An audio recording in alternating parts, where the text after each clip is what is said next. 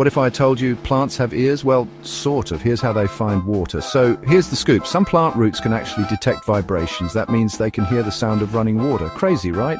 Imagine this, a thirsty plant in dry soil. Its roots start searching for water by growing toward the sound of water flowing.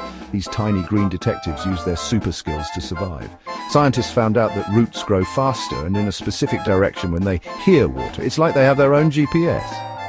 So, next time you water your plants, remember, they might just be listening. Plants are way cooler than we thought, huh? Nature's full of surprises. Stay curious, folks.